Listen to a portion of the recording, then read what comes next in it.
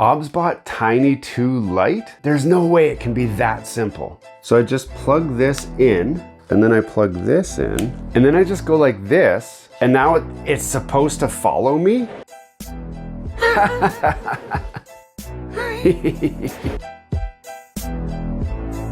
Hello and welcome back to Gears and Tech. Breaking into the webcam space is not something that's done easily. And if you have not heard of the brand OBSBOT before, well, you might want to pay attention. Now, my journey with OBSBOT began a few years ago when I was looking for an AI tracking camera. I had actually watched a Linus Tech Tips video, which was reviewing the OBSBOT Me. Now, high level, the OBSBOT Me is an AI tracking gimbal that you can put your cell phone on. The camera built into the gimbal features AI tracking techniques to make sure that you're always in frame. I used it in my garage live streaming. So I actually had to clip another webcam on top of that to track me while I was working in the garage. If you're curious about those videos, I do have a number of live stream videos that featured the OBSBOT Me. You won't see the product itself, but what you will see is that a camera is kind of following me around the shop. Now, after seeing that video from Linus Tech Tips, I saw the price tag on the OBSBOT Me and I thought, holy crap, there's gotta be a cheaper way. So I actually went through a number of inexpensive Amazon specials that claimed to do the same thing. And what I quickly found was that AI tracking cams are not all the same. Eventually I did cater and I bought the OBSBOT Me and I haven't looked back since. So when OBSBOT released their brand new AI tracking webcam, I had to give it a try.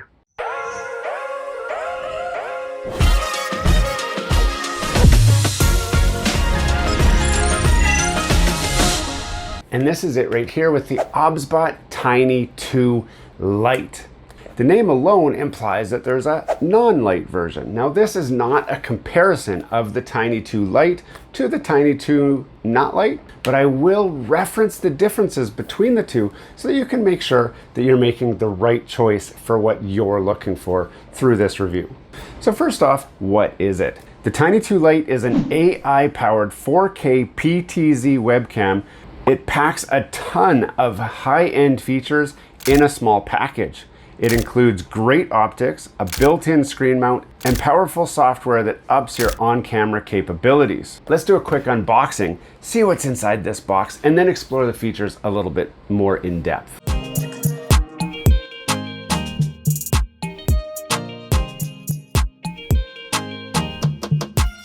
And that is everything that's here. Now, let's review kind of what we just saw. First off, we saw a USB-C to USB-C cable. We'll just undo the twist ties here. This is a pretty long cable. It's about 5 feet long.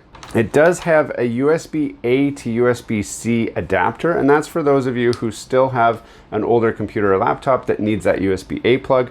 My laptop has more USB-C ports, so I can certainly use the USB-C plug instead. And there's a manual in here which is really fat. You can see how fat that thing is.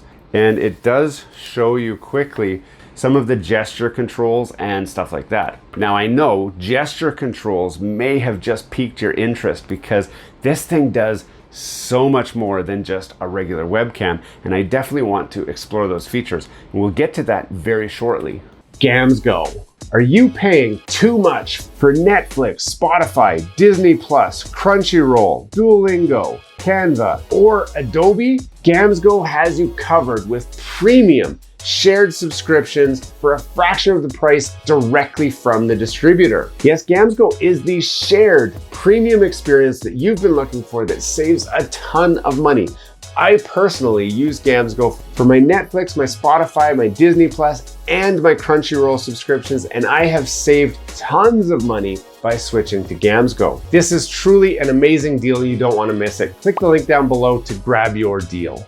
But first we got to look at the camera itself. Now, this is a little gimbal mounted camera, and while it's not plugged in, it's pretty limp, and it does have a built-in clip here which allows us to clip it onto my laptop like this, just like that, and then we can enable a lot of those features. So I have think I'm gonna hook it up to the laptop and we'll try this out. But if you don't want to use it on a laptop, it does have a 1/4 thumb screw on here, which allows us to use like a little tripod like this. So I can go like this, and maybe I'll do that just to help with this video. So this is my little Ulanzi adjustable tripod, which I love using this when I'm on the go. But I can go like that, and then this will mount pretty much anywhere you want, which is actually going to be really important for me because I want to implement this into my garage live streaming setup. I mean, you can use it in your gaming setup, just like you see behind me right here, but it's more important for me in my live streaming in my garage, especially when we look at some of the features that this thing offers. First off, let's talk about PTZ. We already mentioned that it's a PTZ camera, but what does that mean? PTZ stands for pan, zoom, tilt. And what this does is it will pan, it will zoom, and it will tilt. So right now you can actually see the camera is panning right now as I move left and right. And if I go down, it'll tilt down. If I go up, it'll tilt up. It also has zoom features, which you can't see right now because that is on the software side, which we're just showing the physical movements of the camera right now. Quick run through of the features. I don't know if we have time to explain all of them because this will be a very lengthy video, but I will just talk about them on a high level so that you're aware of what's there. I'm sure some of these features are gonna get you excited.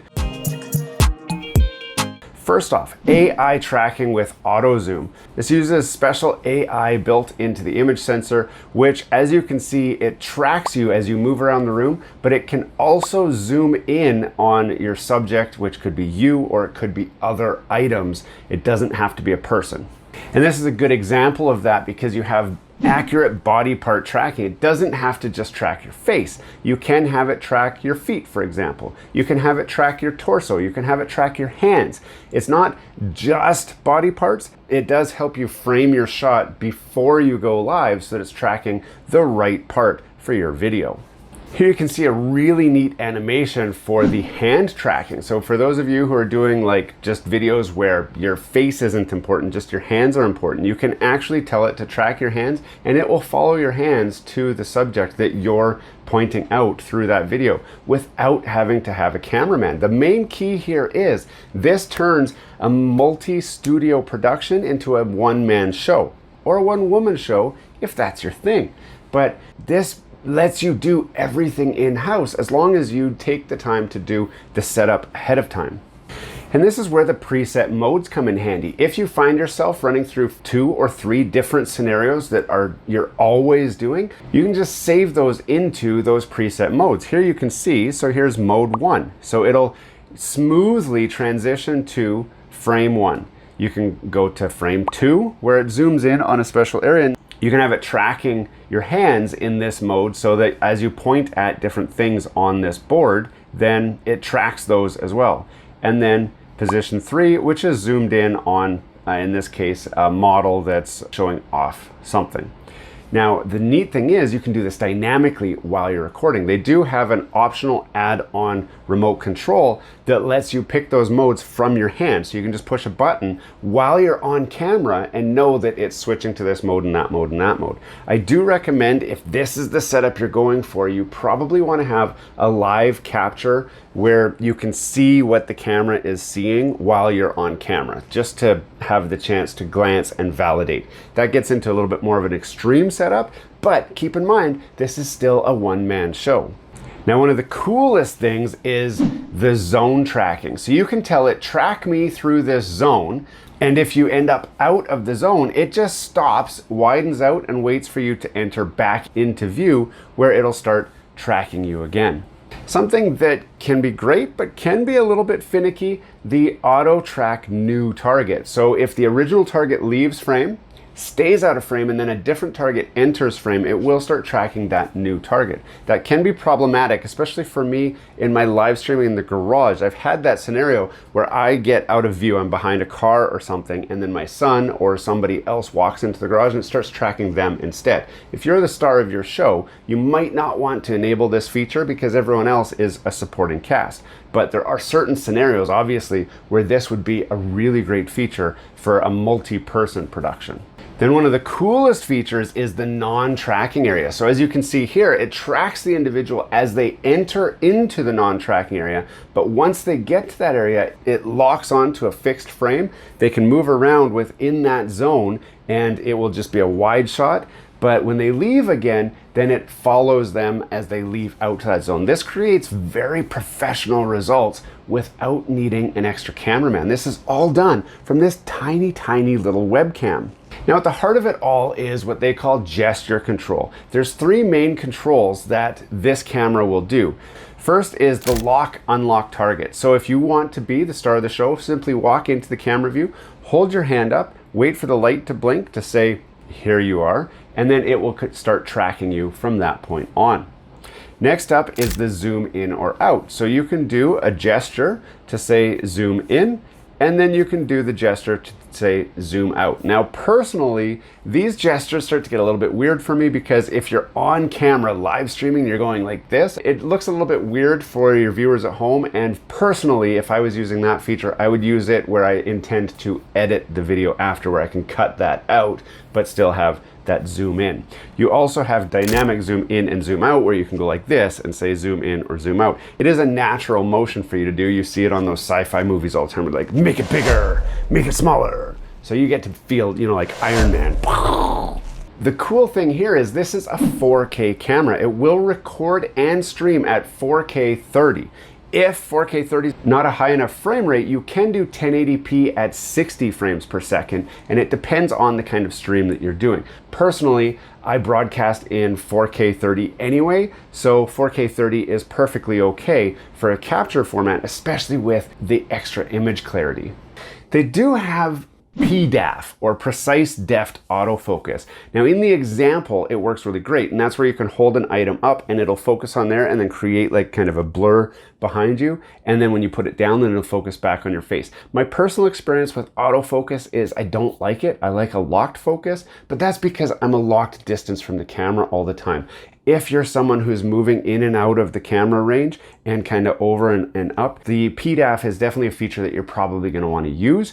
I have seen instances where it hasn't worked quite effectively. The fix for that was make sure the camera has been updated to the latest software, and also make sure that your software has been set up correctly, and most users are experiencing, and then it's working fine for most users. At the heart of it all is a 1/2 inch CMOS sensor, which allows you to get a lot of extra light through the sensor so that you get clear, crisp images, especially in low light situations, so you don't get a lot of blurring of that image. It does have a fixed ISO, which is just kind of a standard range for all around best shooting.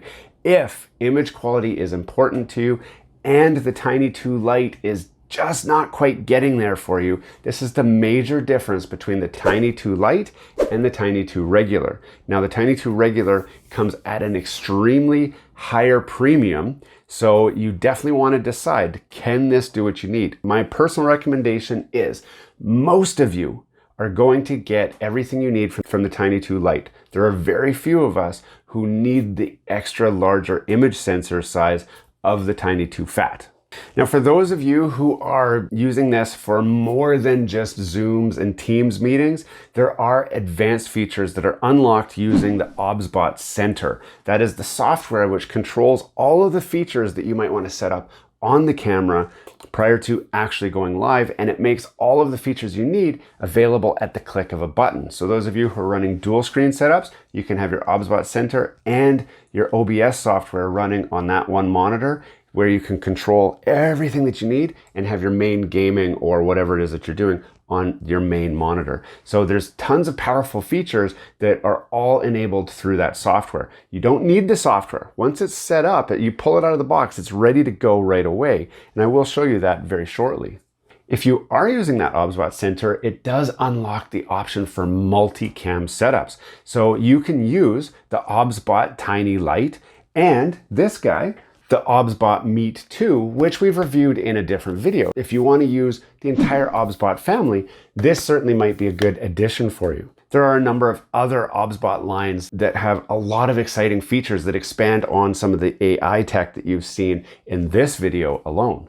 And most importantly, you guys are probably wondering, well, what does it work with? This works with pretty much all software that you can imagine. It'll work directly with YouTube. It'll work with Twitch. It'll work with Facebook Live, TikTok, Instagram, and a whole lot more. For those web conferencing apps, it works with Zoom, Teams, Skype, Google Meet, and pretty much all of them. And that's because the software side is built onto the camera. Once you plug it into the computer, it's just a webcam as far as the computer is concerned. It doesn't know that the camera is moving around and zooming in and out, and it doesn't care. So let's see what happens when we first hook it up. Now, like I said, setup for this is dead easy. So I've mounted it on a tripod. You do not need to put it on a tripod. You can mount it on your monitor, or you can just put it straight on the ground. I just don't want it to be staring at my chin. So I want it to be up a little bit higher just so that you guys can really get a feel for what it is that we're seeing here. So I'm gonna plug this in to the back. Then I'm gonna plug this into my computer and it should power up. You're gonna see the light turn on. You're gonna see it kind of start moving around. And then I'm gonna be using OBS because I wanna capture what this camera's seeing. You don't have to use OBS. If you're using this with Teams, you just plug it in and Teams will say, what webcam do you wanna use? And you just say this one and it'll work. Now in this case, I'm gonna add a new source and I'm gonna go to video capture device and I'm gonna call it the OBSBOT Lite. Now it's gonna ask me, okay, this is my regular webcam on my laptop. I don't want to use that. It just shows up right here. I have not installed any drivers or anything. So I'm going to go OBSBOT Tiny 2 Lite.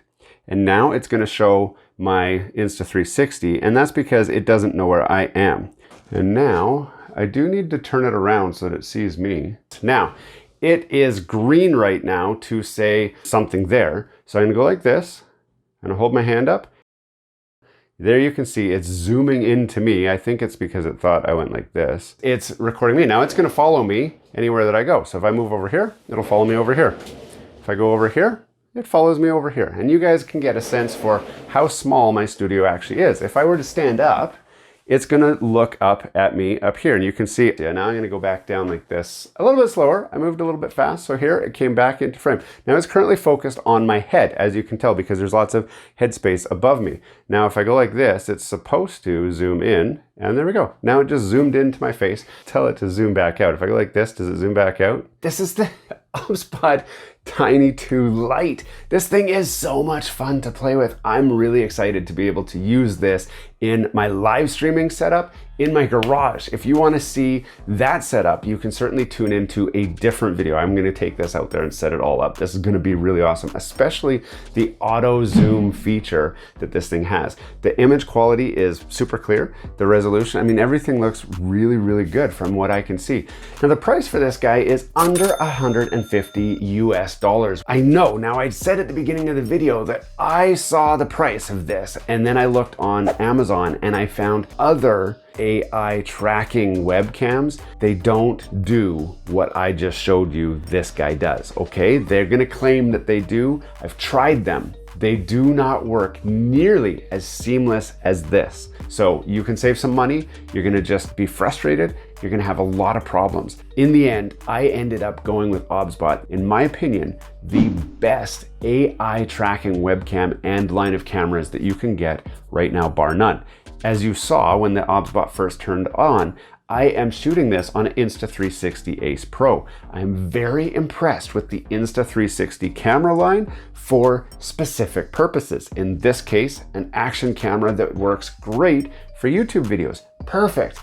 I would recommend Insta360 for a studio camera. But if you need AI tracking and if you need something that can follow you and zoom on you and handle all the stuff that we just saw, this OBSBOT is cheaper, way cheaper than that Insta360, and it is the most budget-friendly OBSBOT offering that they have to date. If you want to grab one, I'll put a link in the description where you can pick one up. I want to hear from you guys. What do you guys think about this camera? Have you used it before? Let me know in the comments down below. I read every single comment and I respond to most of them.